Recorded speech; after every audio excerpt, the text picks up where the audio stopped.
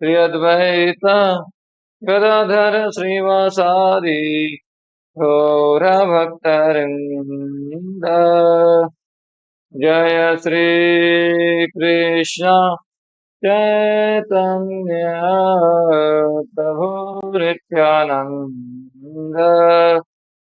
श्री अद्वैत गदाधर श्रीवासादि गौरभक्तवृन्द। हरे कृष्णा कृष्णा कृष्णा हरे हरे, हरे राम राम राम हरे हरे। हरे कृष्णा कृष्णा कृष्णा हरे हरे, हरे राम राम राम हरे हरे। हरे कृष्णा कृष्णा कृष्णा हरे हरे, हरे राम राम राम हरे हरे। हरे कृष्णा कृष्णा कृष्णा हरे हरे, हरे राम राम हरे हरे। हरे कृष्णा कृष्णा कृष्णा हरे हरे, हरे राम राम हरे कृष्णा कृष्णा कृष्णा कृष्णा हरे हरे, हरे राम हरे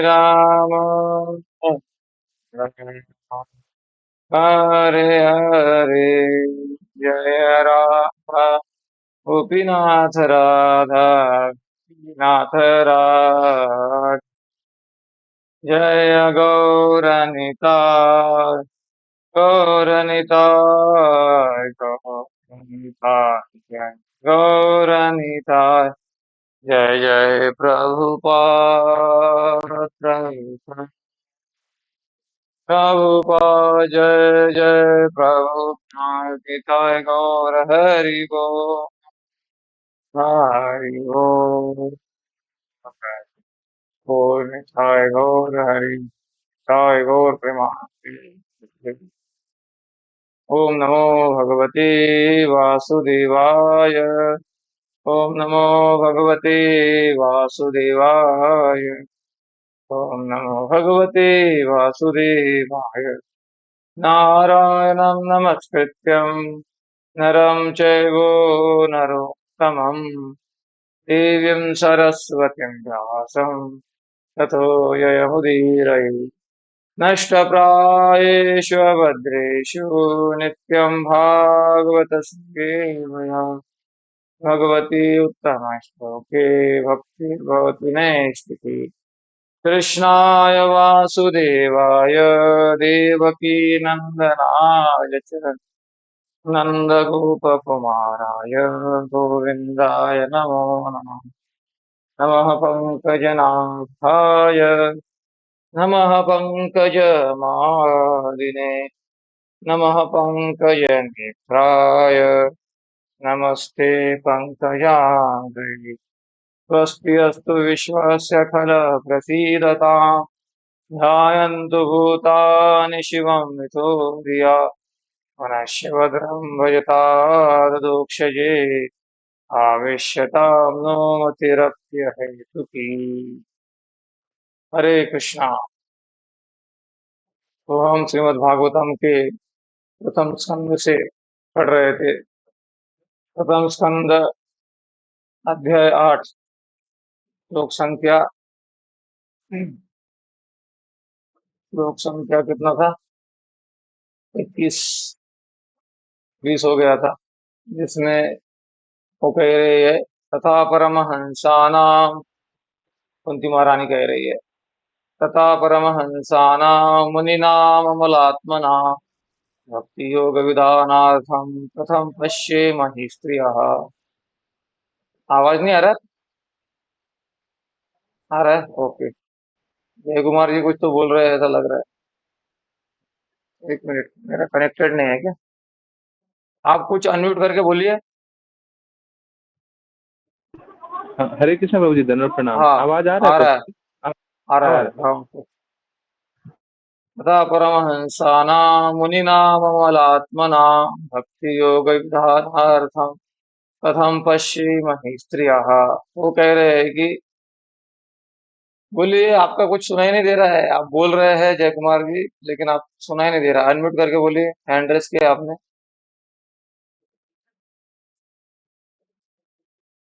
हरे कृष्णा। आपका प्रॉब्लम है, आपके तरफ से प्रॉब्लम। ठीक है, ठीक है। तो फिर से ज्वाइन करिए, कट करके। बाकी लोगों को आवाज आ रहा है। तो तथा परमहंसानां मुनीनाम अमलात्मनाम। तो कुंती महारानी कह रहे हैं कि मैं स्त्री हूँ, और स्त्री होने के कारण जो है, मैं आपको कैसे गुणगान करूँ। आप परमहंस जो है, वो आपका गुणगान करते हैं। वो परमहंस मुनि अमल आत्मा। अमल आत्मा मतलब जिनके मल आत्मा में, जिनके हृदय में मल नहीं है, कचरा नहीं है, काम क्रोध लोभ मद मात्सर्य रूपी, ये लोग आपको समझ सकते हैं। तो मैं तो एक स्त्री हूँ, स्त्री होने के कारण आपको कैसे समझ सकती हो, ऐसा वो कह रही है। तो लेकिन ऐसा है नहीं। भगवान की कृपा जिसके ऊपर होती है वो भगवान को समझ सकता है। प्रहलाद का उम्र कितना था, ध्रुव महाराज का उम्र कितना था, और कंस का उम्र कितना था, रावण का कितना उम्र था। रावण का उम्र बहुत ज्यादा था, फिर भी उसको समझ में नहीं आया राम कौन। मतलब विनाशकाली विपरीत बुद्धि। और छोटे बच्चे हैं तो समझ ले, तो उम्र का कुछ होता नहीं है उसमें। जाकर कृपा राम की हुई, अपर कृपा करे सब कोई। भगवान की कृपा हमारे ऊपर जब हो जाती है, तो सब ग्रह नक्षत्र अनुकूल हो जाते हैं। जब भगवान की कृपा हमारे ऊपर नहीं होती, मतलब कि भगवान कोई शत्रुता मित्रता निभाते ऐसी बात नहीं है। भगवान अपना सिस्टम फॉलो करते हैं। अगर आपने पाप किया है, दुराचार, अनीति से जीवन जिया है, तो भगवान का सिस्टम लागू हो जाता है। अगर पुण्य किया है तो भगवान का सिस्टम हो जाता है। और भक्ति किया है तो भी भगवान का सिस्टम लागू हो जाता है। तो ये तीनों इसमें जो है, भगवान इसमें भगवान का इसमें कोई दोष नहीं है। भगवान तो चाहते हैं, इसीलिए तो सारी व्यवस्था है। ग्रंथ के रूप में, विग्रह के रूप में, भक्त के रूप में, नाम के रूप में, धाम के रूप में, तुलसी के रूप में, गंगा के रूप में, सारा भगवान की व्यवस्था है ताकि हम भगवान की ओर आगे बढ़े। फिर भी हम नहीं चाहते, तो फिर दूसरा भी चक्कर रखा है भगवान ने। पुनरपि जननम, पुनरपि मरणम, पुनरपि जननी जठरे शयनम। हाँ, पुनरपि जननी जठरे शयनम। तो ये भी चक्कर रखा है। तो कुछ लोग जल्दी समझ जाते हैं, कुछ लोगों को थोड़ा टाइम चाहिए। तो भगवान भी जल्दी नहीं करते गीता में। अर्जुन को ज्ञान देते हैं, बोलते हैं मैंने तुमको जो ज्ञान देना था वो दे दिया है। अभी फाइनल में तुम्हारी इच्छा यथेशि तथा कुरु, जैसे तुम्हारी इच्छा है वैसा करो। तो कुछ लोगों का कहना ऐसा और होता है, भगवान ने हमको क्यों बनाया, भगवान नहीं बना दे तो झंझट ही खत्म हो जाती, हम ना रहेगी बांस ना बजेगा बांसुरी। ऐसा लोगों का विचार रहता है। लेकिन भगवान ने सब कुछ क्या गलत बनाया है क्या? पानी पीने के लिए बनाया होगा, खराब है क्या पानी? भोजन के लिए, खाने के लिए अन्न बनाया हो, खराब है क्या? भगवान ने सब कुछ बनाया है, लेकिन अपने लिए क्या क्या बनाया है वो शास्त्र में वर्णित है। तो तुम वो छोड़ के, जो गधा भी नहीं खाता तंबाकू, वो खाते हो आप, तो जीवन तो बर्बाद हो ही जाएगा ना।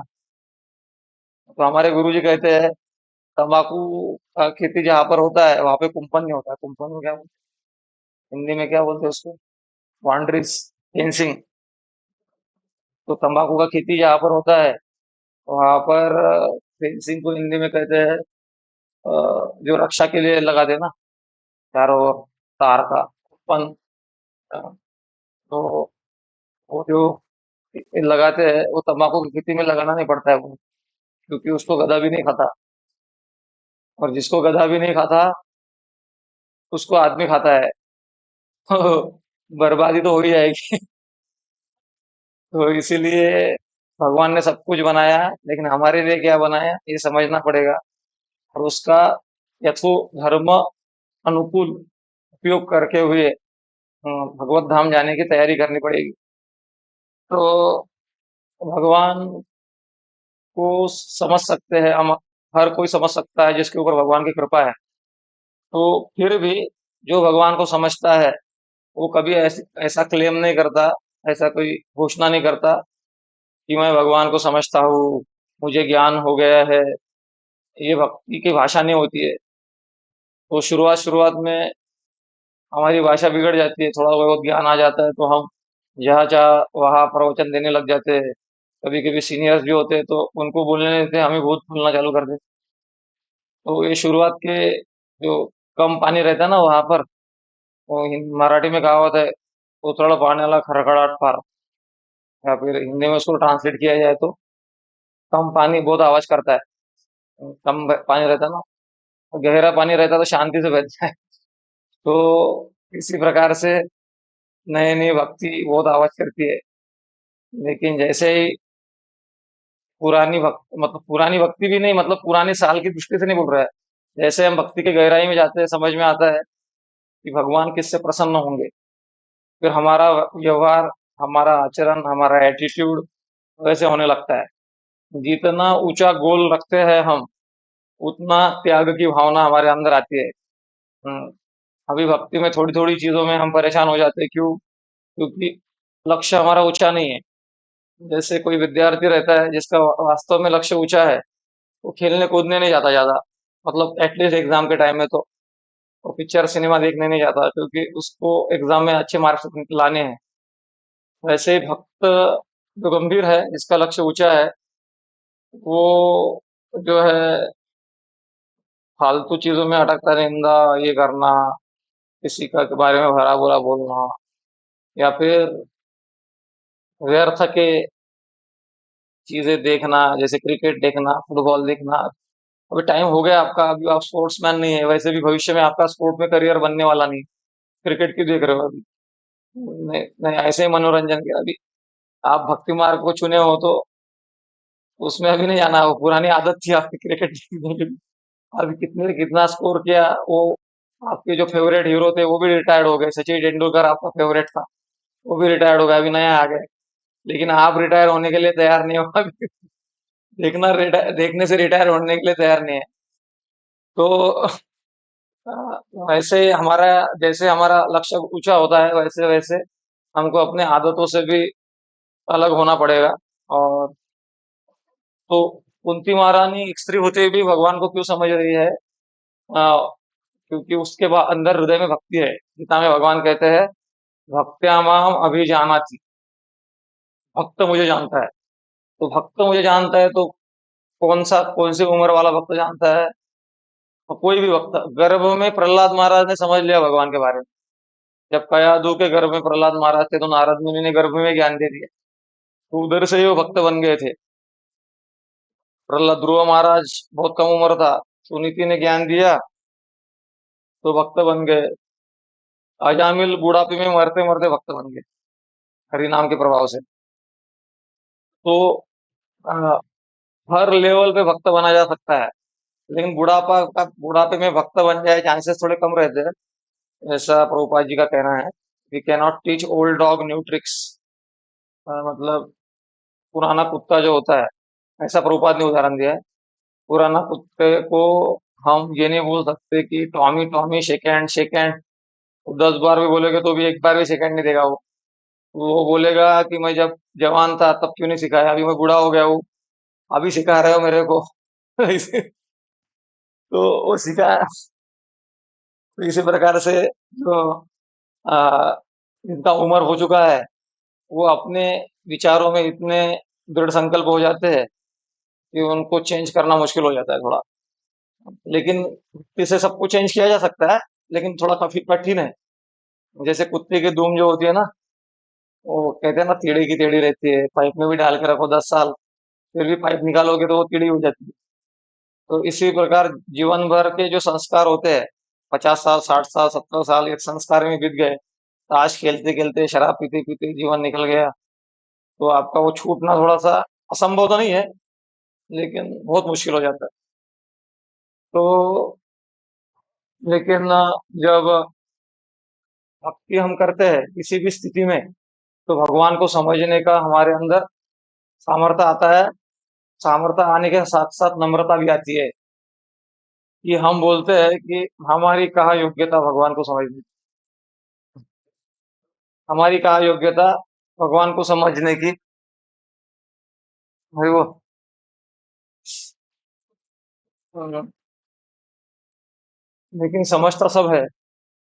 जैसे दूसरा उदाहरण दिया जाता है, जो करोड़पति रहता है, बहुत पैसा रहता है उसके पास में, तो जेब में भी बहुत पैसा रहता है, तो वो क्या करता है, कभी भी जेब से 1000 का नोट, 500 का नोट या बंडल नहीं निकलता है, वो 10 का नोट, 20 का नोट ही निकलता है बाहर।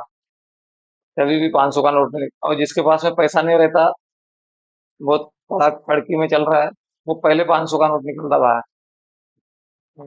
तो जैसे, तो यह क्यों, ऐसा क्यों है? क्योंकि जिसके पास में पैसा है वो दिखाना नहीं चाहता, जिसके पास बिल्कुल नहीं है वो भाड़े का लेके आएगा, सब दिखाना चाहता है। तो ऐसे ही जो भक्ति की गहराई में जाता है, उसको समझ में आता है कि प्रदर्शन नहीं करना चाहता वो, कि हमको सब पता है।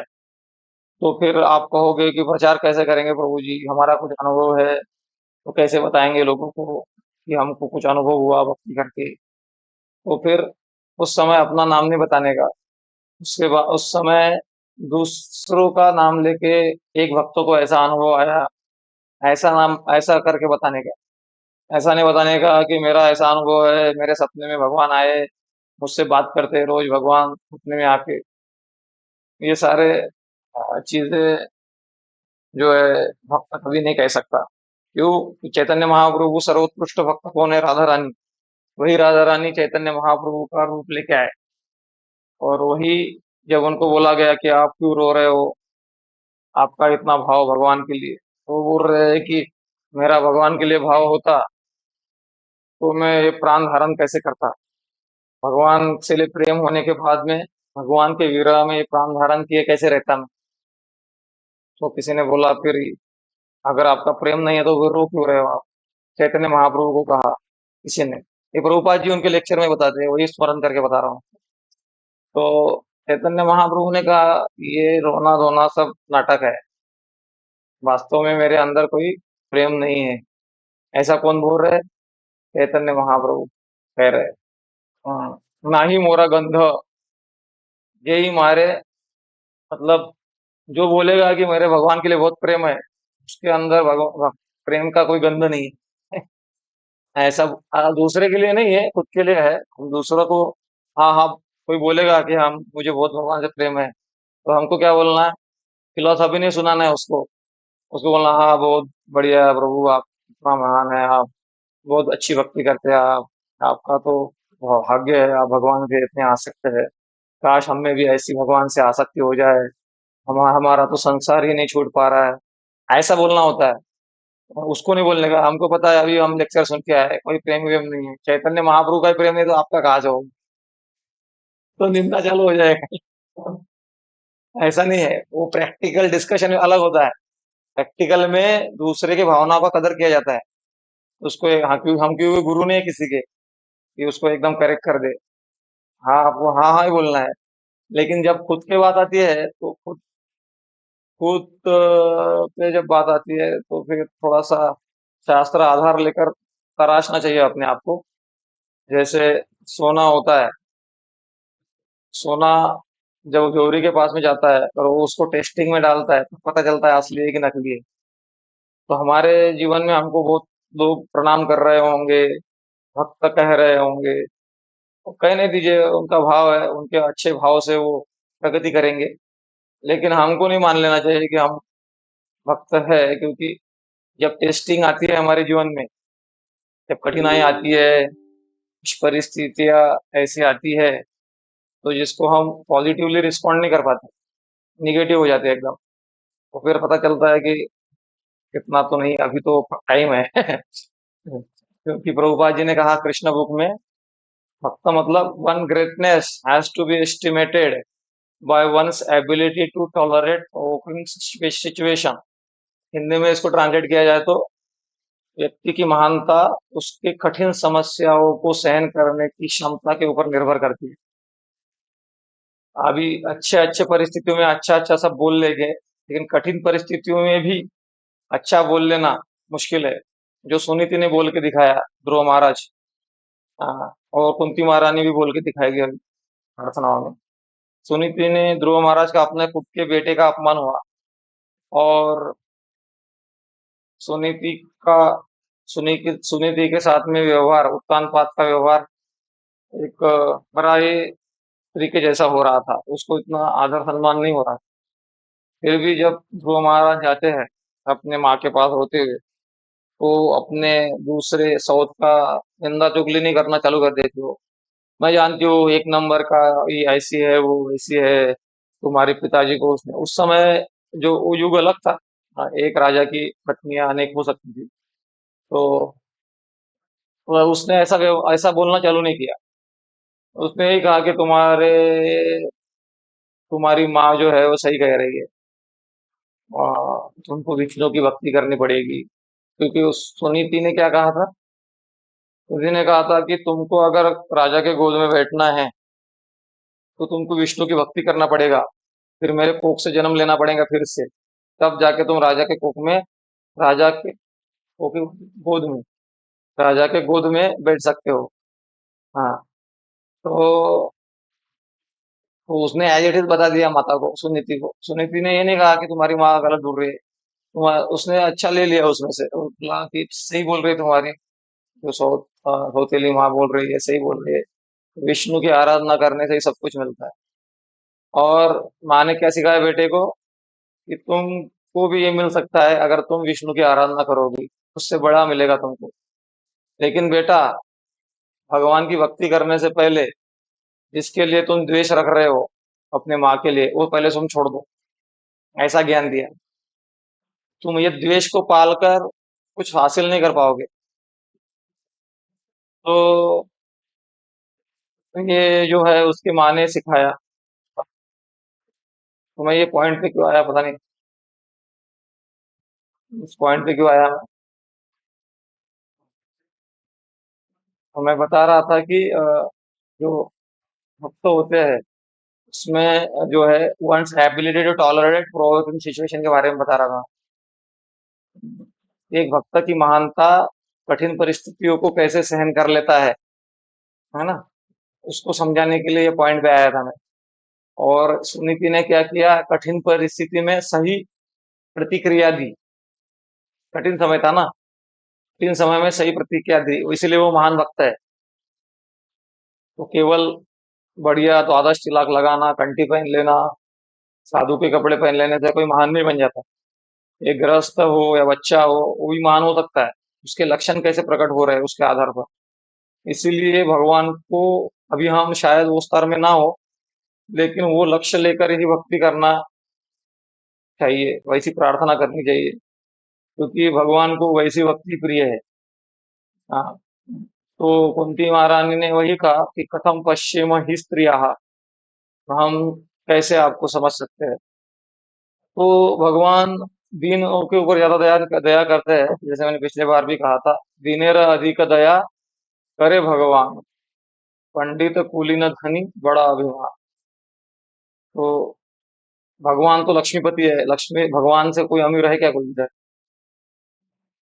तो हमको माया ने क्यों पकड़ रखा है इस संसार में, क्योंकि हम भगवान के कंपटीशन में उतर गए। भगवान गीता में कहते हैं, हनुमंता च, क्या बोलती गीता में, भोक्ताराम यज्ञ तपसाम सर्वलोक महेश्वरम, गुरुद सर्वभूतानां ज्ञात्वा माम शांति मृच्छति। मैं इस संसार में क्या हूँ, भोक्ता हूँ। भोक्ता मतलब एंजॉयर, रियल एंजॉयर मैं हूँ। भोक्ताराम यज्ञ तपसाम। तो लेकिन हम भी इस संसार में भोक्ता बनना चाह रहे हैं, इंडिपेंडेंट। भगवान को भोग लगाओ, भगवान को अर्पण करो, ये भाव नहीं है हमारे अंदर।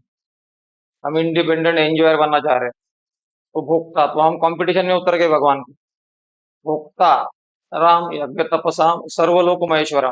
भगवान सारे संसार के मालिक है। तो हम बोले कि ठीक है, सारे संसार के मालिक हो सकते हैं भगवान, लेकिन ये घर तो मेरा है ना, ये 2000 स्क्वायर फुट मैंने ही खरीदा था, मैंने तो मेहनत का पैसा लगाया था। तो इसीलिए लोग बोलते हैं कि हमारे घर में आज भगवान पधारे हैं। हम्म, और साधु संतों को भी बोलते हैं कि हमारे घर में आइए। तो ये तत्व विभ्रम है। घर किसी भगवान का ही घर है, तो हमारे घर में बोलने के लिए बोलना पड़ता है, भगवान के घर में आए नहीं बोलेंगे हम, हमारे घर में ही बोलेंगे, लेकिन अंदर से वैसा भाव नहीं होना चाहिए कि हमारा घर है। भक्ति विनोद ठाकुर ने ही कहा है, जब हम पहले पहले मैं ये कहा करता था कि भगवान मेरे घर में आए हैं, और भक्ति करते करते अभी मैं ये कहने लगा हूँ कि मैं भगवान के घर में रह रहा हूँ। तो भक्ति करते करते डायलॉग चेंज हो जाता है, इंटरनल डायलॉग। बाहरी भले हमको जो व्यवहार के लिए करना पड़े, तो आपको कोई नाम पूछे कि आपका नाम क्या है, तो हो सकता है आप दीक्षित नाम ना बताओ व्यवहार के लिए, अपना लीगल नाम बता दो, वो प्रॉब्लम नहीं है, लेकिन अंदर से कौन सा नाम याद आ रहा है आपको, वो इम्पोर्टेंट। अंदर से अंदर से अपना आध्यात्मिक नाम ज्यादा स्ट्रांग हो जाना चाहिए सिस्टम में, धीरे धीरे भक्ति करके। हाँ, तो भोक्ताराम यज्ञ तपसाम सर्वलोक महेश्वरम। सर्वलोक महेश्वरम, सारे लोकों के महेश्वर भगवान है, लेकिन हम भी अपने आप को मालिक मानते हैं, और इसलिए भगवान के कंपटीशन में उतर गए। और सुहृद सर्वभूताना, और भगवान कह रहे हैं कि मैं सबका मंगल करने वाला मैं हूँ। लेकिन हमको लगता है कि हाँ ठीक है, सारे जीवों का पोषण भगवान कर रहे हैं, लेकिन मेरे घर के जो 4 सदस्य है उसके लिए तो मैं ही कमा के ला रहा हूँ ना। वो नहीं, मैं नहीं कमा के लाता तो उनका मेंटेनेंस हो पाता क्या? वो स्कूल में पढ़ाई के लिए फीस क्या भगवान आते क्या भरने के लिए? कौन कौन भरता है फीस? मैं खुद ही भरता हूँ। इसीलिए भगवान सुहृद मतलब सबके पोषण करने वाले भगवान होंगे, लेकिन एटलीस्ट मेरे परिवार का पोषण करने वाला तो मैं हूँ। तो इसलिए हम भगवान के कंपटीशन में उतर गए। तो ये कंपटीशन, भगवान के कंपटीशन में कौन सुखी रह सकता है? बड़े बड़े असुर आए, हिरण्यकशिपु आया, ये आया वो आया, सब धूल में चले गए, मिट गए। तो ऐसे ही हमारी जब मेंटेलिटी भगवान के कंपटीशन वाली है, कुछ लोग क्लियरली कंपटीशन में उतरते हैं, कुछ लोग वो कंपटीशन में होते हैं, उनको समझ में नहीं आता कि मैं कंपटीशन में हूँ भगवान के। ऐसा भी है। वो बोलते हैं, हम मांगते हैं भगवान को, लेकिन कार्य कंपटीशन वाले होते हैं, वो भी समझना पड़ेगा अपने को। तो सर्वलोक महेश्वरम सुहृद सर्व, इसीलिए इस भावना से भी निकलना पड़ेगा कि मैं किसी का कुछ अच्छा कर सकता हूँ। भगवान मुझे निमित्त बनाएंगे शायद, हो सकता है उनकी मर्जी, लेकिन उन वही सभी का कल्याण कर रहे हैं, ये भावना। तो ये भावना जो होती है, जब अंदर रहती है, तो स्वाभाविक क्या होगा, अगर मैं कुछ कर नहीं रहा हूँ, जैसे बड़े गाड़ी में, मर्सिडीज गाड़ी में जा रहा हूँ मैं, और बड़ी गाड़ी है, 10 करोड़ की, 5 करोड़ की, मैं ड्राइविंग भी कर रहा हूँ, लेकिन वो गाड़ी मेरी नहीं है, वो गाड़ी का ड्राइवर हूँ मैं, तो मुझे कोई अभिमान होगा क्या? ड्राइवर है ना, गाड़ी मालक दूसरा है। मैं ड्राइविंग कर रहा हूँ, 5 करोड़ का गाड़ी, या फिर कोई 50-500 करोड़ का बंगला है, उधर मेरे को 10,000 का सैलरी मिल रहा है, मैं जॉब कर रहा हूँ क्लीनिंग का, तो मेरे को क्या अभिमान होगा क्या? बंगला तो उस दूसरे का है, मैं क्या, उसमें मेरा क्या अभिमान है? तो इसी प्रकार से जब हम ये जानते हैं, भोक्ताराम यज्ञ तपसाम सर्वलोक महेश्वरा, तो दीनता आती है, दैन्य आता है। इसीलिए ज्ञान का अनुशीलन करना चाहिए, मतलब जानना चाहिए, हमारी स्थिति को समझना चाहिए। और जब दीनता आती है, तो दीनता भगवान को, कृपा को आकर्षित करती है।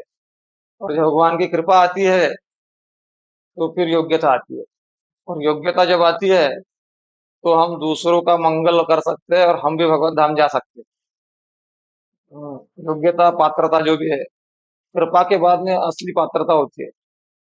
उसके पहले एक स्टैंडर्ड प्रोटोकॉल फॉलो करना होता है। जैसे आर्मी में भर्ती के पहले स्टैंडर्ड प्रोटोकॉल होता है, उसको फॉलो करना पड़ता है, इतना दौड़ना पड़ता है, ये सब रहता है ना, वो जय कुमार, वो रनिंग वनिंग रहता है कुछ, फिजिकल में फिट होना पड़ता है ना एंट्रेंस के पहले। बिना एंट्रेंस एग्जाम के तो एंट्री थोड़ी मिलती है। हाँ, इसी प्रकार से इधर भी ये जो हमारा प्रैक्टिस है ये कोई क्वालिफिकेशन नहीं है, ये आकर्षण करता है कृपा को, फिर हम क्वालिफाइड हो जाए। तो कुंती महारानी क्वालिफाइड है, लेकिन वो अयोग्य मान रहे हैं अपने आप को। लेकिन ऐसा है, सूर्य को कितना भी ढका जाए वो पता चल ही जाता है सूर्य उग गया करके। बराबर है ना। इसी प्रकार से कोई अपने आप को कितना भी अयोग्य माने, उसके अंदर वह भक्ति का प्रकाश है तो लोग समझ जान जाएंगे। और कोई अपने आप को कितना बड़ा भक्त माने, लेकिन उसके अंदर पाखंड का प्रकाश है तो बाद में पता चल ही जाता है। तो we can cheat some people for some time, but we can not cheat all the people all the time. ऐसा है। मतलब कुछ लोगों को कुछ समय के लिए हम ठग सकते हैं, लेकिन हम सारे लोगों को सारे समय के लिए नहीं ठग सकते, वो बाद में पर्दाफाश हो जाता है। इसीलिए भगवान को प्रार्थना करना चाहिए कि जिस भक्ति से आप रिश्ते हो, उस भक्ति को हमको प्रदान करे जो कुंती महारानी के पास में है। तो आगे बढ़ते हैं हम आज के श्लोक में। ये श्लोक आपको परिचित होगा, डेली हम भागवतम में इसको पढ़ते हैं। कृष्णाय वासुदेवाय देवकी नंदनाय च नंदगोपकुमाराय गोविंदाय नमो नमः। कृष्णाय वासुदेवाय देवकी नंदनाय च नंदगोपकुमाराय गोविंदाय नमो नमः। अनुवाद तथा तात्पर्य जगत गुरु स्वामी श्री प्रभुपाद की जगत गुरु स्वामी श्री प्रभुपाद की जय। अतः मैं उन भगवान को सादर नमस्कार करती हूँ जो वसुदेव के पुत्र देवकी के लाडले नंद के लाल तथा वृंदावन के अन्य ग्वालों एवं गो तथा इंद्रियों के प्राण बनकर आए हैं। ओम अज्ञानतिमिरन्धस्य ज्ञानाञ्जनशलाकया चक्षुरुन्मिलितं येन तस्मै श्रीगुरवे नमः। श्रीचैतन्यमनोभीष्टं स्थापितं येन भूतले स्वयं रूप कदा मह्यं ददाति स्वपदान्तिकम्। वन्देऽहं श्रीगुरो श्रीयुतपदकमलं श्रीगुरुन् वैष्णवांश श्रीरूपं साग्रजातं सहगण रघुनाथान्वितं तं सजीवम् साद्वैतं सावधूतं परिजनसहितं कृष्णचैतन्यदेवं श्रीराधा कृष्णपादान् सहगणा ललिता श्रीविशाखान्वितस्य नमो विष्णुपादाय कृष्णपृष्ठाय भूतले श्रीमते भक्तिवेदान्त स्वामिनिति नामिने। नमस्ते सरस्वती देवे गौरवाणी प्रचारिणे निर्विशेषशून्यवादी पाश्चात्य देशतारिणे। नमो महावदान्याय कृष्ण प्रेम प्रदायते कृष्णाय कृष्ण चैतन्य नामने गौरतुषे नमः। हे कृष्णा करुणा सिंधु दीनबंधो जगत्पते गोपेश गोपिका कांत राधा कांत नमोस्तुते। सप्तकांचन गौरांगी राधे वृंदावनेश्वरी वृषभानुसुते देवी प्रणमामि हरिप्रिये। वाञ्छाकल्पतरुभ्यश्च कृपा सिन्धुभ्येव च पतितानां पावनेभ्यो वैष्णवेभ्यो नमो नमः। जय श्री कृष्ण चैतन्य प्रभु नित्यानंद श्री अद्वैत गदाधर श्रीवासादि गौर भक्तवृंद। हरे कृष्णा कृष्णा कृष्णा हरे हरे हरे राम राम राम हरे हरे। तो नारायण प्रभु आप तात्पर्य पढ़िए। हरे कृष्ण प्रभु जी धन्यवाद। प्रणाम। तात्पर्य: किसी भी भौतिक संपदा द्वारा प्राप्त न किए जा सकने वाले श्री भगवान इस प्रकार अपने अनन्य भक्तों पर विशेष अनुग्रह दिखाने तथा आसुरी मनुष्यों के उपद्रवों का शमन करने हेतु अपनी असीम अहेतुकी कृपा से इस पृथ्वी पर अवतरित होते हैं। महारानी कुंती अन्य सभी अवतारों की अपेक्षा भगवान श्री कृष्ण के अवतरण की विशेष रूप से पूजा करती है, क्योंकि वे इसी रूप में सरलता से प्राप्त किए जा सकते हैं। श्री राम अवतार में वे बचपन से ही राजा के पुत्र बने रहे, लेकिन श्री कृष्ण अवतार में राजा के पुत्र होते हुए भी उन्होंने अपने वास्तविक माता पिता के संरक्षण को प्रकट होते ही त्याग दिया और यशोदा माता की गोद में चले गए, जिससे उनकी बाल लीलाओं के कारण अत्यंत पावन वृंदावन की पुण्य भूमि में वे सामान्य ग्वाल बाल का अभिनय कर सके। अतः ये भगवान श्री कृष्ण भगवान श्री राम की अपेक्षा अधिक दयालु हैं। वे कुंती के भाई वसुदेव तथा उनके परिवार के प्रति विशेष रूप से अत्यंत दयालु थे। यदि भगवान श्री कृष्ण वसुदेव तथा देवकी के पुत्र रूप में जन्म न लिए होते, तो महारानी कुंती उन्हें अपना भतीजा मानकर इतने वात्सल्य भाव से उन्हें संबोधित न कर पाती। किंतु अधिक भाग्यशाली तो नंद और यशोदा है, जिन्होंने श्री भगवान की बाल लीलाओं का रस लूटा, जो अन्य लीलाओं से अधिक मनोहारी है। ब्रजभूमि वृंदावन में प्रदर्शित की गई उनकी बाल लीलाएं अद्वितीय है, जो चिंतामणि धाम के नाम से ब्रह्म संहिता में वर्णित मूल कृष्ण लोक में हो रही उनकी सनातन लीलाओं का एक दृष्टांत है। भगवान श्री कृष्ण ब्रजभूमि में अपने दिव्य पार्षदों तथा साज सामग्री के साथ स्वयं अवतरित हुए थे। इसलिए श्री चैतन्य महाप्रभु ने पुष्टि की है कि ब्रजभूमि के निवासियों के समान अन्य कोई भाग्यशाली नहीं है, और उनमें भी गोपियां विशेष रूप से भाग्यशाली नहीं है, क्योंकि उन्होंने श्री भगवान की प्रसन्नता के लिए अपना सर्वस्व न्यौछावर कर दिया। वे नंद तथा यशोदा के साथ ग्वालों के साथ तथा विशेष रूप से ग्वाल बालों एवं गायों के साथ अपनी लीलाओं के कारण गोविंद कहलाए। गोविंद रूप में श्री भगवान ब्राह्मणों तथा गायों के प्रति विशेष दयालु है, जिसका अर्थ यह है कि मानव संपन्नता बहुत कुछ इन्हीं दो बातों पर निर्भर करती है। प्रथम तो ब्राह्मण संस्कृति तथा द्वितीय गोरक्षा। जहाँ इन दोनों का अभाव रहता है, वहाँ भगवान श्री कृष्ण कभी प्रसन्न नहीं होते। हरे कृष्ण प्रभु। हरे कृष्ण।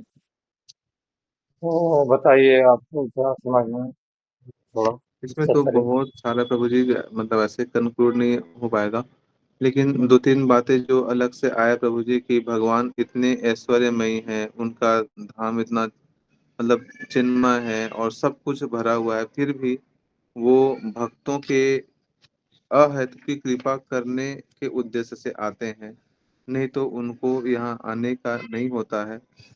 आगे बताएं प्रभु जी की जो सारे लोग कितने धन्य हैं, जैसे देवकी वसुदेव का बताया। उसके बाद फिर महारानी कुंती भी बोलती है कि मैं मतलब कि आप भतीजे थे तो इसलिए इतना वात्सल्य हो पाया अपने। बहुत सारी मतलब कि बताया प्रभु जी। लास्ट में शिल प्रभुपाद ने ये बोल बताया प्रभु जी की ब्राह्मण संस्कृति और गो रक्षा, ये दो एक ऐसी चीजें हैं जो यदि जहाँ पर भी हो वहाँ पे मतलब सब तरह का मतलब कि चीजें सही हो जाता है। जीवन हो चाहे मतलब जी जी मतलब एक अच्छा जीवन के लिए ये दो चीजों को बहुत जरूरी बताया, और यही दो चीज यदि ना हो तो मतलब कि सभी चीजों का अभाव होने लगेगा, इवन भगवान कृष्ण भी प्रसन्न नहीं होंगे, ऐसा बताया प्रभु जी। अच्छा बताया आपने। विश्वनाथ चक्रवर्ती ठाकुर भी कुछ है इसके ऊपर, तो वो भी थोड़ा समझ लेते हैं क्या कह रहे हैं। और उसमें से कुछ प्रोपा जो ऑलरेडी इंक्लूड करते हैं तात्पर्य, फिर भी मैं साइड बाय साइड इसको ले रहा हूँ ताकि और बेटर अंडरस्टैंडिंग हो जाए। तो उसमें कह रहे हैं, सारे अवतारों में श्री कृष्ण अवतार सर्वोत्कृष्ट है, और जिसके पास में कृष्ण प्रेम है वो तो और भाग्यवान है।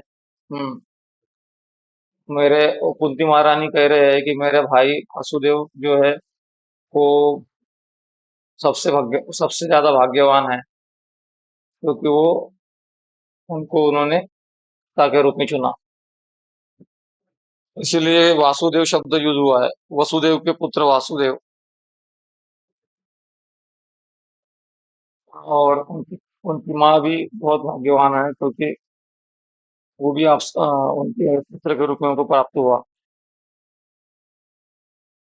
और कुंती महारानी कहते हैं कि आपकी माँ का जीवन आपने धन्य बना दिया, क्योंकि बाकी माताओं से, क्योंकि आप उनके गर्भ में आए।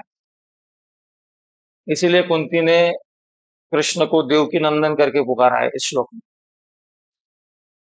देवकी नंदन इसलिए क्योंकि देवकी ने ही कृष्ण को प्रदान किया है, इसीलिए देवकी नंदन।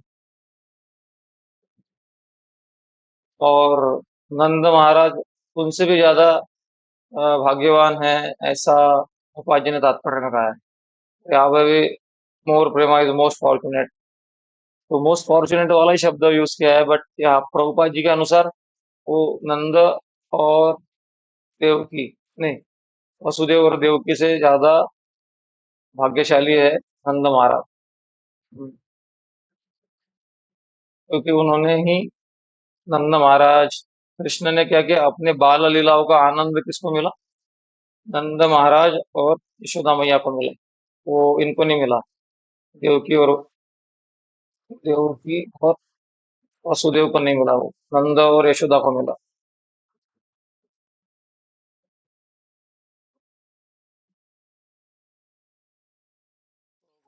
ये जो किशोर लीलाएं है और भी मधुर है, ऐसे कुंती महारानी कहती है। और कुंती ने कृष्ण को गोविंद कहा है। कृष्णाय वासुदेवाय देवकी नंदनाय च नंद गोप कुमाराय गोविंदाय नमो नमः, गोविंद कहा है। गोविंद उनको नाम क्यों मिला? क्योंकि क्योंकि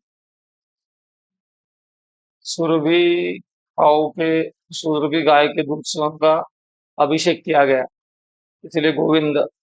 को पता है वो इंद्र का मान भंजन नीला।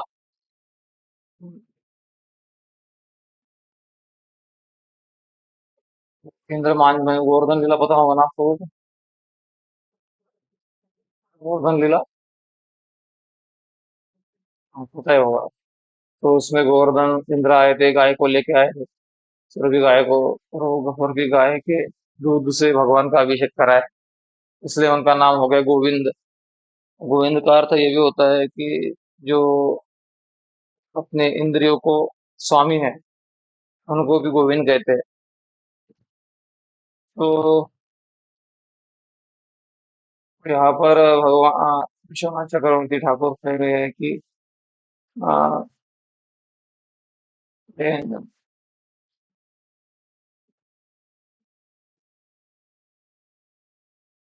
तो तात्पर्य में प्रभुपाद जी ने कहा कि जो ब्रजवासी है, ब्रजवासी ज्यादा भाग्यशाली है, क्योंकि भगवान ने अपनी बाल्य लीलाओं को वहां प्रदर्शित किया।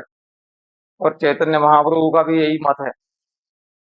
हाँ, आराध्यो भगवान व्रजेश तनयस तद्धाम वृंदावनम रम्या काजिदुपासना व्रजवधु। उपासना कौन सी व्रजवधु ने की है? वो उपासना वर्गेन या कल्पिता। और ग्रंथ कौन सा? श्रीमद् भागवतम।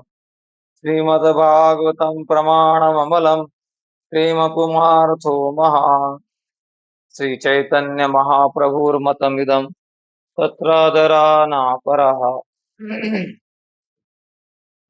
तो यहाँ पर कृष्णाय वासुदेवाय देवकी नंदनाय च नंद गोप कुमाराय गोविंदाय नमो नमः। तो ये सब प्रार्थना करते करते कुंती महारानी वृंदावन में चली गई, और वृंदावन की लीलाएं उनको स्मरण आने लगी। नंद गोप कुमाराय गोविंद, गोविंद भगवान जो को जो है गाय और ब्राह्मण बहुत पसंद है, इसलिए भोग लगाते वक्त एक मंत्र बोलते हैं, क्या मंत्र है वो? वो वाला मंत्र याद हुआ है कि नहीं? किसको पता है वो वाला मंत्र? भोग लगाते हैं वो मंत्र याद है क्या? भगवान को भोग लगाते हैं। सूर्य सुंदर नारायण प्रभु बताना चाह रहे हैं शायद, ऐसा लग रहा हरे कृष्ण प्रभु जी, धन्यवाद प्रणाम। है। हाँ। आदि देवी लक्ष्मी माता जी ने भी हैंड रेस किया है। अभी बताइए, आप दोनों में से कौन बताएगा पहले? हाँ, प्रभु जी। ठीक है, कोई भी बताइए। हाँ। प्रभु जी, मतलब कि सारे मंत्र में तो पहले गुरु को प्रणाम करते हैं प्रभु जी, हाँ, उनके हाँ। बाद फिर श्री नहीं, प्रभुपाद को प्रणाम मंत्र वो करते मंत्र हैं। बताइए, वो मंत्र बताइए जिस मंत्र में हाँ। जिसमें भगवान को ब्राह्मण और गाय पसंद है, ऐसा मंत्र है, वो वाला मंत्र बताइए। हाँ। हाँ। नमो ब्रह्मण्य देवाय गो ब्राह्मण हिताय च जगद्धिताय कृष्णाय गोविंदाय नमो नमः। हाँ, हरि वो जय। हो गया। माता जी, आप भी बता दीजिए, आपकी इच्छा है। हाँ प्रभु जी, यही वाला मंत्र है प्रभु जी। नमो ब्राह्मण देवाय गौ ब्राह्मण हिताय च जगत हिताय कृष्णाय गोविंदाय नमो नमः। हाँ, हाँ, ठीक है, बढ़िया है। थोड़ा सा करेक्शन है उच्चारण में। सुंदर नारायण प्रभु का 100% ठीक था। माता जी ने शुरुआत में जो कहा, नमो ब्राह्मण देवाय, तो ब्राह्मण नहीं बोलना है। मैं भी ब्राह्मण ही बोलता था पहले, बाद में मुझे पता चला ब्राह्मण एक ही है उसमें, और पहला है ब्रह्मण। तो पहला है नमो ब्रह्मण्य देवाय, और दूसरा है ब्राह्मण। गो ब्राह्मण्य हिताय च, गाय और ब्राह्मण को का हित करने वाले। तो नमो ब्रह्मण्य देवाय, ब्रह्मण मतलब ब्रह्म ब्रह्म ज्योति है, उनके भी देव है वो जो भगवान श्री कृष्ण। नमो ब्रह्मण्य देवाय गो ब्राह्मण्य हित, मतलब गायों के और ब्राह्मणों का जो हित करने वाले हैं। जगत हिताय कृष्णाय गोविंदाय नमो नमः। कितने बार गोविंद गो ब्राह्मण आया है? इतने बार क्यों आया है? क्योंकि भगवान को गाय और ब्राह्मण बहुत पसंद, विशेष करके गैया। गो गो इतना पसंद है कि उनका नाम गोविंद हो गया, गोपाल हो गया। और वो तो जाने दो, उनके गोलोक धाम का भी नाम भी गाय के ऊपर रख दिया भगवान, गोलोक धाम। उधर भी गोलोक है, तो इतना प्रिय है। तो इसीलिए आ, असुर जो होते हैं वो भी शास्त्र पढ़ते हैं, और शास्त्र से समझते हैं कि भगवान को क्या पसंद है, उसी के ऊपर अटैक करते हैं। तो हिरण्यकशिपु शास्त्र इसीलिए पढ़ा करता था कि वो शास्त्र से उतना पता चल जाता था कि क्या विष्णु को पसंद है, उसी को ऊपर अटैक करता था वो। तो कलयुग में भी ऐसे असुर प्रकट हो रहे हैं जो शास्त्र तो पढ़ रहे हैं, शास्त्र का खंडन करने के लिए शास्त्र पढ़ रहे हैं। शास्त्र का दुरुपयोग करने के लिए शास्त्र पढ़ रहे हैं। सावधान, इसीलिए ऐसा नहीं है शास्त्र इसी को पता है तो वो शास्त्र का फॉलोअर होगा, ऐसा मत समझ लेना कभी। शास्त्र पढ़कर शास्त्र का खंडन कर रहे हैं लोग। कलयुग है ये। तो इसीलिए भगवान के प्रति जो आसक्ति है वो भी होनी चाहिए स्वाभाविक। भक्ति करते करते तब वो भगवान की कृपा, उसको भक्ति कहा जा सकता है। तो अगले श्लोक में बढ़ने के लिए टाइम है कि अपने पास? नहीं है शायद। नहीं है मतलब इसलिए बोल रहा हूँ मैं। आज स्नान यात्रा है, 4-5 मिनट में स्नान यात्रा संदर्भ में बोलना चाह रहा था। तो जैसे आप जानते हो कि आज जगन्नाथपुरी में स्नान यात्रा चल रही है, और स्नान यात्रा जो है अ, एक विशेष उत्सव है जगन्नाथपुरी में। लाखों की संख्या में लोग उपस्थित रहते हैं रथ यात्रा के बाद। रथ यात्रा के बाद मतलब मैं ये कहना चाह रहा हूँ, वैसे तो उत्सव बहुत होते हैं जगन्नाथपुरी में, उत्सव बहुत होते हैं, लेकिन लाखों की संख्या में लोग उपस्थित होते हैं। सबसे ज्यादा गैदरिंग होता है रथ यात्रा में, 2 नंबर का गैदरिंग होता है स्नान यात्रा। फिर बाकी समय भी लोग आते ही रहते हैं, जगन्नाथपुरी है वो। क्या हुआ था ऐसा कि जगन्नाथ जी को स्नान कराना पड़ रहा था। तो जब जगन्नाथ प्रकट हुए थे, तो जगन्नाथ जी जब प्रकट हुए, तब इंद्रद्युम्न महाराज ने सबसे पहले स्नान कराया था जगन्नाथ जी को। तो कहा जाता है कि जगन्नाथ जो है वो जगन्नाथ प्राकट्य की लीला में नहीं जाएंगे, उतना टाइम भी नहीं है अपने पास। तो जगन्नाथ जी बाहर आते हैं, स्नान करना तो एक बहाना होता है, उनको बाहर आके व्रजवासियों को देखना होता है। तो वहां से जहाँ स्नान वेदी है, वहां से जगह गुंडीचा मंदिर दिखाई देता है। गुंडीचा मंदिर मतलब वृंदावन। तो जैसे द्वारका में भगवान थे, आपको अगर स्मरण है, द्वारका में रानियों के साथ भगवान रहा करते थे, लेकिन उनको वृंदावन बार बार याद आता था। कभी कभी राधा रानी का नाम ले लिया करते थे। तो रुक्मिणी और रानियों को लगा क्या है स्पेशल उधर वृंदावन में, बार बार वृंदावन की याद आती है उनको। क्योंकि वृंदावन परित्यज्य पादम एकम न गच्छति, कृष्ण कभी वृंदावन छोड़ के जाते नहीं है। वृंदावन छोड़ के ऐसा ऐसा विधान है, इतना प्रिय भगवान को वृंदावन है। तो जगन्नाथ जी जो है, जहाँ जगन्नाथपुरी है, वो कुरुक्षेत्र द्वारका माना गया है। अंदर का भाग द्वारका है, बाहर का जो है वो कुरुक्षेत्र है। तो वो होते हुए वो जगन्नाथ जी वृंदावन आते हैं जगह रथ यात्रा के टाइम। अभी तो स्नान यात्रा है, तो स्नान करते हैं भगवान को अलग अलग। एक कुआ है, सोना कुआ। सोना कुआ कहते हैं, सोना कुआ से सुबह भी मैं बता रहा था। सोना कुआ से 108 सोने के घड़े से जल लाया जाता है। और उसमें विशेष पंडा रहते हैं, उनकी सेवाएं रहती है। मैं एक बार उधर था स्नान यात्रा में, पर्सनली प्रेजेंट था। इधर मतलब थोड़ा बस 200-300 मीटर की दूरी पे मैं खड़ा था, हम पहले ही घुस गए थे जगन्नाथ मंदिर। तो लेकिन दुर्भाग्य से हम थोड़ा मतलब जल्दी स्नान नहीं हो रहा था, तो हम दूर दूर चले गए थे। जब तक वापस आए आधे घंटे में स्नान निबट गए। डायरेक्ट चरणामृति मिला हमको, स्नान देखने का चांस ही नहीं मिला आज। लेकिन हमने देख लिया था ऑनलाइन, ऑनलाइन में देखने को मिला। ऑनलाइन में दिख रहा था रथ यात्रा का। तो वो जगन्नाथ जी को लाने से पहले हम प्रिपरेशन देख रहे थे। वहां पे तो कम से कम 10, 20, 50 बार तो उसको साफ ही किया गया, वो एरिया को पानी डाल डाल के। और वो भी पाइप वाला पानी नहीं, और मशीन मशीन लगा दिया और पाइप धड़ा के साफ हो गया, ऐसा नहीं। एक एक पंडा जा जाके मटके मटके ला रहा है और पूरा पानी उधेड़ रहा है उधर जगह पे।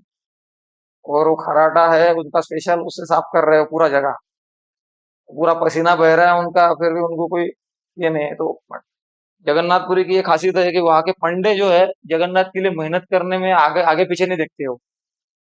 मतलब उनका डीलिंग अगर जाओगे तो आपको थोड़ा रफ लग सकता है, लेकिन उनका प्रैक्टिकल लाइफ और उनकी मेहनत देखोगे जगन्नाथ सेवा के लिए, तो आप बोलोगे कि मैं सपने में भी ऐसी मेहनत सेवा नहीं कर सकता।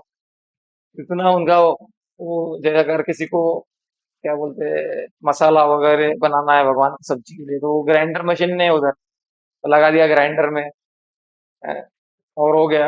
या फिर रेडीमेड पाउडर चंदन का लेके आ गए मार्केट से, ऐसा नहीं है। वो एक हम पिछली बार गए थे, एक चंदन घिस रहा था जगन्नाथ के लिए पंडा, उसके बॉडी से पूरा पानी बह रहा था। और इतना बड़ा लकड़ा था, वो घिस रहा है दम लगा के जगन्नाथ के लिए। तो हमको लगा बाप रे, ये कैसे इतना मेहनत। तो बहुत लोग मेहनत करते हैं वो जगन्नाथ जी के पंडे, इसीलिए वो बहुत प्रिय है भगवान नाथ।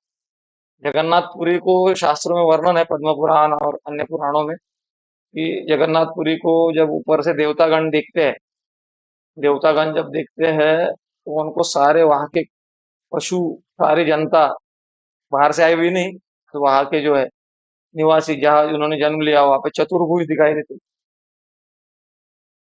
तो वो दिव्य क्षेत्र है, शंख क्षेत्र, चक्र क्षेत्र, गदा पद्म क्षेत्र, दिव्य क्षेत्र है। उसको उत्कल देश कहा जाता था, उत्कल देश। तो जगन्नाथपुरी ये जो शंख क्षेत्र है, हाँ, श्री क्षेत्र भी कहा जाता है, श्री क्षेत्र, शंख क्षेत्र कहा जाता है, या फिर नीलाचल धाम कहा जाता है, पुरी धाम कहा जाता है। इस प्रकार अलग अलग नामों से जगन्नाथपुरी को जाना जाता है।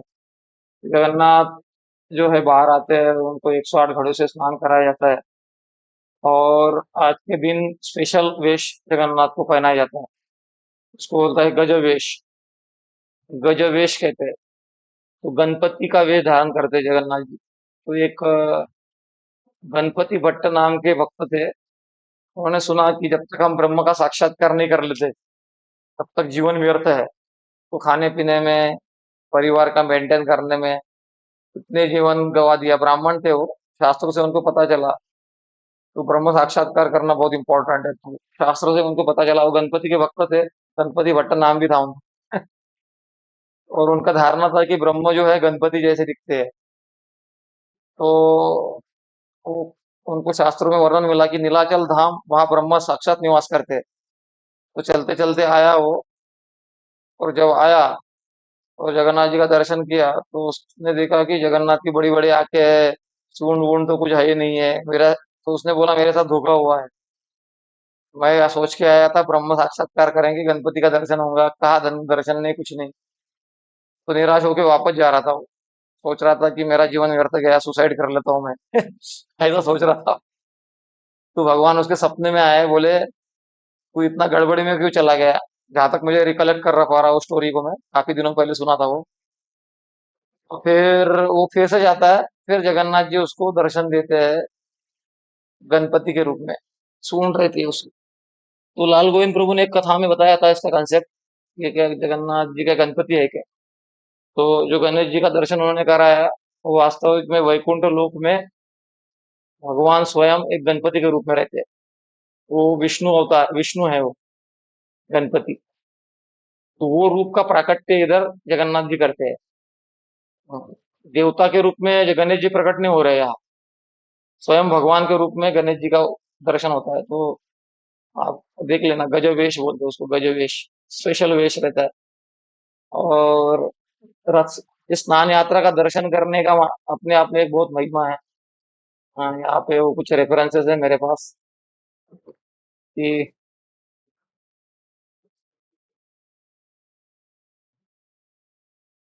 तो जगन्नाथ को जरूरत नहीं है किसी की, लेकिन नम्रता से वो स्नान करने के अपनी इच्छा को पूरी करते हैं।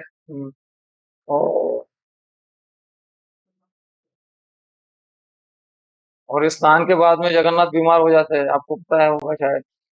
जगन्नाथ बीमार हो जाते हैं, 15 दिन के लिए दर्शन नहीं देते। फिर उनको फिर विशेष उनका डाइट रहता है, च्यवनप्राश खिलाया जाता है सुबह, और च्यवनप्राश और काढ़ा, काढ़ा रहता है, च्यवनप्राश रहता है, मूंग की खिचड़ी और घी डाली हुई मूंग की खिचड़ी रहती है। और मसाले का खिलाते नहीं भगवान को, बॉयल सब्जी रहती है, चपाती चपाती नारियल पानी पिलाया जाता है भगवान। हमारा ऑलरेडी शेड्यूल बन के आ गया है। हाँ, मैं इस बार दुर्भाग्य से मैं पार्टिसिपेट नहीं कर रहा हूँ स्नान यात्रा में।